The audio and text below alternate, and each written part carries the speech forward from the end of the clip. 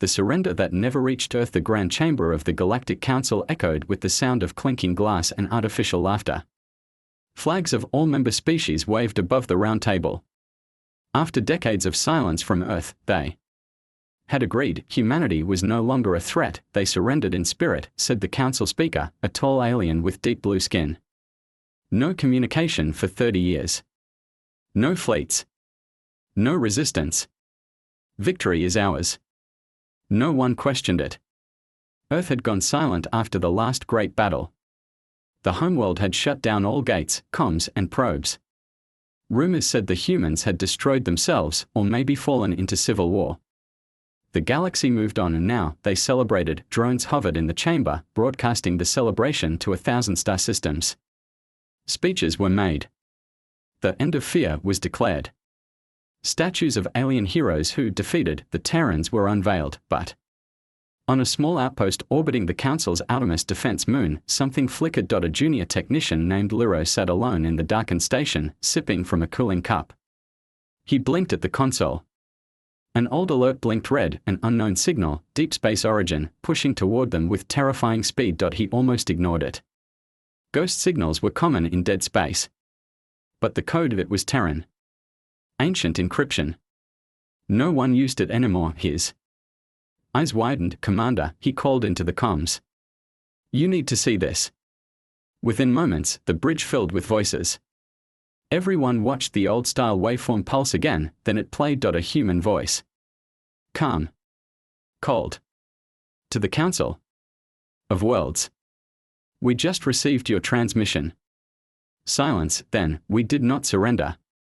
We simply did not answer. Static. Then the signal repeated, over and over, across every comm satellite in the outer sectors. The signal that shook the stars. The message replayed again. We did not surrender. We simply did not answer. By now, it had reached every major channel across Alliance space. Civilian networks scrambled to shut it down. Military outposts tried to jam the frequency. But it was too late. The signal was old, raw, untraceable, but it carried power, and behind it came the ships. From deep within the uncharted sectors of Orion's edge, sensors detected movement. Not one ship. Not a fleet. An entire armada, hundreds, no, thousands of warships in tight formation, gliding through space like a blade through water. Their design was unfamiliar, sharper, sleeker than what the galaxy remembered of Terran vessels. But the energy signatures were unmistakable. Those are Earth reactors, one admiral whispered. Panic started to ripple through the upper ranks of the Alliance Navy. Not fear yet. But the kind of tension that coils in the chest before a storm. They can't be serious, said a captain stationed on the Council's main orbital ring. They are 30 years late. This is a show of desperation. But even he didn't believe his own words. Point one ship broke formation and surged ahead of the fleet. A spearhead. Its name shimmered in white letters along its hull, HNV Guardian. No one in the Alliance had seen that name before. It didn't request docking.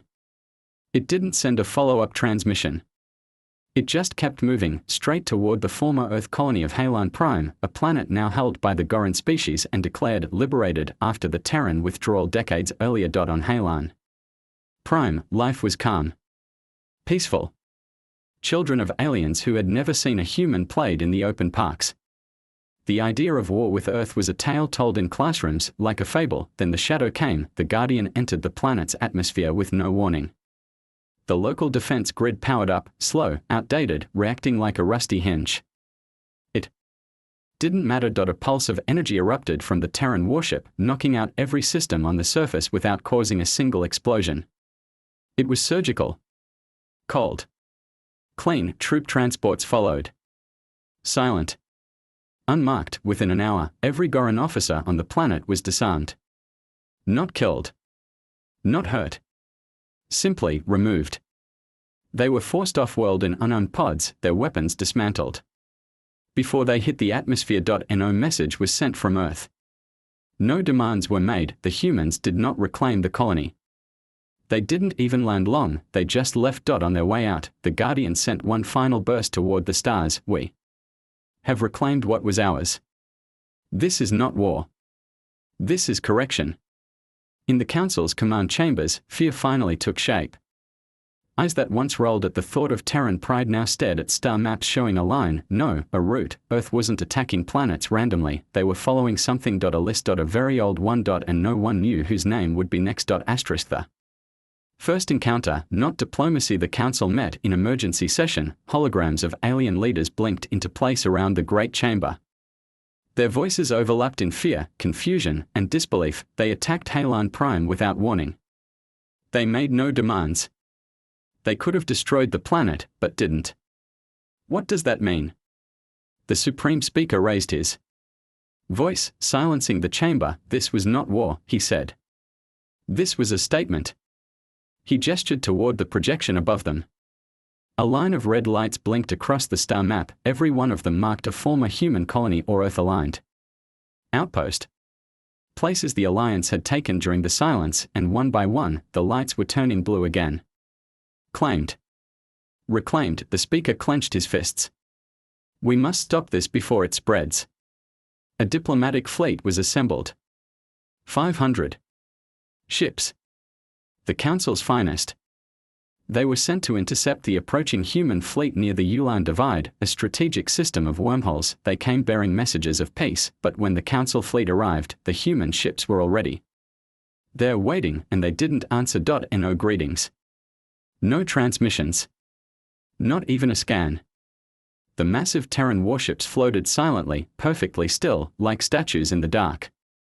Their hulls bore no markings of aggression, but the tension in the void was sharp. Then, without a word, the humans moved. They did not fire, they simply passed like a tidal wave sliding over a shallow shore. The Earth fleet ignored the Council's presence entirely.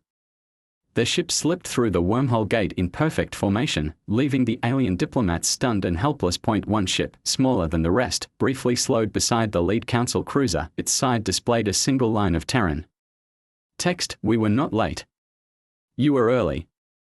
The Council admiral stared at the screen, confused. What does that mean? But there was no answer. Hours later, another world turned blue on the star map, Rolta 4, a research station once co-built with Earth scientists, now fully alien-operated. The humans didn't invade. They landed quietly. Walked in. Took control. The alien staff surrendered without resistance. There were no casualties. Earth didn't plant flags or make speeches. They simply assumed control, like someone returning to their old home. In less than 2 days, 5 more systems changed hands. The Council began to understand, this wasn't conquest. It was reclamation. Earth was not seeking war, Earth was cleaning up. Asterisk.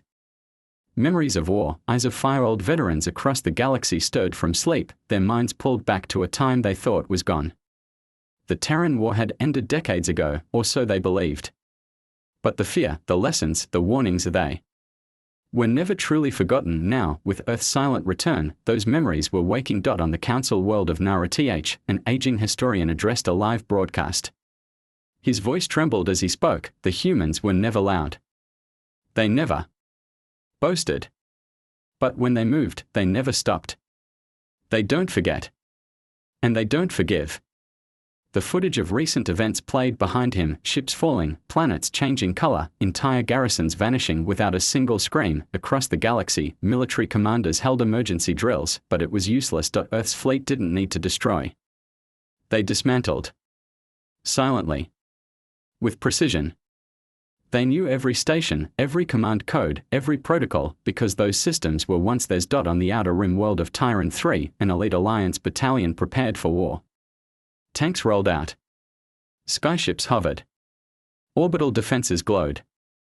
Red, ready, and then, the Terrans arrived. 4 ships. No warning, they hovered above the military base, saying nothing. The Tyran commander ordered fire. The result was silence. Every weapon went offline at once. Every shield failed. Every aircraft froze in midair and slowly landed itself like it was being tucked into bed. The humans landed. Walked into the command base. No shots were fired. They opened the central server, took a small glowing cube, and walked out. That was it. The commander, stunned, finally asked through a loudspeaker, "Why spare us?" The human turned and answered calmly, "Because this is not your war. You just borrowed the house." Then they left. That night, the Council's private War chambers erupted in fear. These weren't the same humans they remembered, these were evolved. Upgraded. Quiet, but beneath the silence, the fire still burned. The same fire that once pushed back 4 combined galactic species in the early days of the First Terran War, the same fire that now returned without warning. Some council members suggested diplomacy again, others, those who knew better, refused. The humans have already spoken, one elder whispered. They just didn't use words. And so the galaxy watched. As Earth's blue light spread across the map, one system at a time. They weren't demanding peace, they were enforcing memory. The human commander speaks. The galaxy begged for clarity. Leaders demanded explanations. News channels speculated. Civilians panicked. But Earth remained quiet until the flagship appeared. It was massive. Far larger than any warship the Alliance had seen. Not sleek or beautiful like alien designs. No, this one was built like a hammer. It didn't glide. It loomed. The name across its black hull read, TNS Vindicator. From the heart of this ship came a signal, not hacked into networks like before, but broadcast openly across all systems. The feed opened to reveal a single human, standing tall in a dark uniform, expression calm, voice steady. He began to speak, to the Council and all who watched Earth in silence. We did not lose. We did not vanish. We stepped away. His eyes burned with cold certainty. While you signed papers and declared victory, we returned home. You thought we were broken. We were rebuilding. Across thousands of planets, people watched in silence. We heard your celebration. We saw our colonies renamed. Our scientists replaced. Our treaties burned. The human's voice never rose, but every word hit like a drumbeat. Now you say we come with war. We don't. We come with memory. He paused. Your declaration of victory arrived. We received it, 30 years late. But our answer is the same, no. Silence, then the screen cut out. The council met again, now stripped of certainty. Some urged surrender, though no surrender was demanded. Others wanted to send envoys, though none were welcomed. One by one, smaller governments began to collapse. Internally, some tried to erase their role in the past war with Earth. Others started covering up their involvement in former human colony takeovers, but Earth's fleet moved on without needing their permission. Meanwhile, rumors spread. Some said humanity had created machines that think faster than stars. Others whispered that Earth was no longer just one planet, but something far larger, hidden and waiting, and through it all, the human ships did one thing, reclaim. No terror campaigns. No glory speeches. Just quiet precision. A list. A mission, and as the humans advanced, the Council's power shrank, bit by bit, system by system, because now the galaxy knew something terrifying. Earth never cared about victory, they cared about truth, and the truth had finally arrived. The core worlds fall quiet. The Council's core systems had once been untouchable. Fortified. Shielded. Guarded by fleets thought indestructible. Now, those worlds waited in silence, from orbit to surface. Everyone knew the humans were coming, but they didn't come with fire. They didn't come with sirens or chaos. The fleet simply appeared. Black ships surrounded the capital world Veltrin. Each one positioned with perfect distance. No aggression. No warning. On the ground, the streets emptied. Government buildings locked. Entire cities powered down in fear. Inside the council tower, guards stood ready, rifles shaking in their hands. The speaker and his advisors gathered, trembling. No words were exchanged. Only waiting. Then a message blinked into the chamber. Plain text. No voice. No image. Just one line, this world was never yours. And just like that, power across the capital cut out, lights died. Communication froze. Even breathing masts of species who required support systems flickered for a moment before restoring with backup cells, but no ships landed. No missiles were launched. The humans did nothing. That was what terrified them most. The Council attempted a response. They sent out an envoy ship, unarmed, carrying peace proposals. The envoy crossed space toward the TNS Vindicator, its lights flashing. The signal for ceasefire. It was ignored. Moments before reaching the flagship, the envoy ship lost power. Gently. Like a leaf on water, it was pulled back by unseen gravity and returned to its own space dock, without harm, without reply. Then the message returned, this time from the human commander himself: we are not invaders. We are finishers. The image faded. A day passed. Then the human ship stayed exactly where they were. No movement. No weapons fired, just watching, and across the galaxy, the meaning became clear: Earth did not need to fire a shot anymore. Their silence was more powerful than any invasion. The galaxy's people began questioning their leaders. Protests erupted on outer worlds.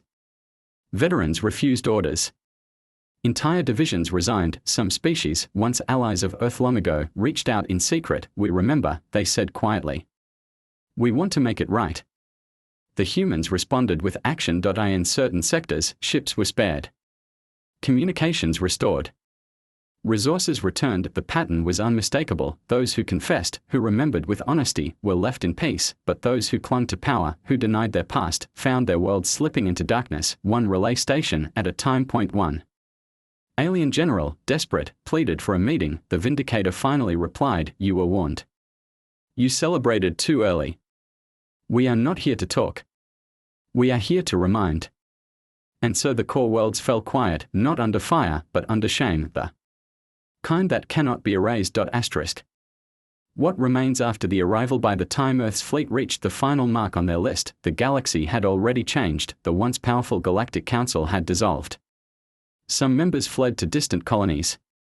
Others stayed in silence, hoping Earth would simply pass them by, but the Terran ships didn't stop. They moved with purpose, finishing what was left, not with war, but with closure. The last system they entered was Veres Prime, once a human-aligned science world, now turned into a wealthy industrial hub for the Council's elite. The planet's skies filled with black, hundreds of Terran vessels hovered in silence.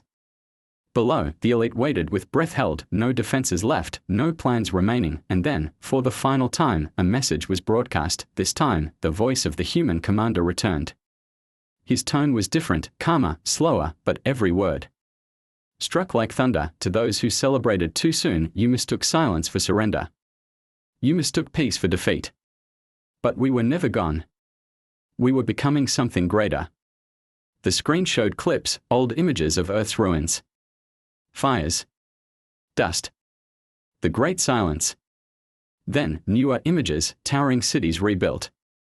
Massive orbitals. A glimpse of something, human children training beside machines, landscapes terraformed by hand and thought. You declared victory while we were planting our roots. You claimed our homes while we were building new worlds. Now, we return not to destroy, but to remember. One final time, the map of the stars appeared. Every system that once belonged to Earth now glowed blue, and then, the unexpected happened. Earth's fleet stopped. They didn't continue beyond their list. They didn't demand more territory. They simply held their ground. 1 by 1, small scout ships dropped from orbit. Not carrying weapons, but messages. Blueprints. Agreements.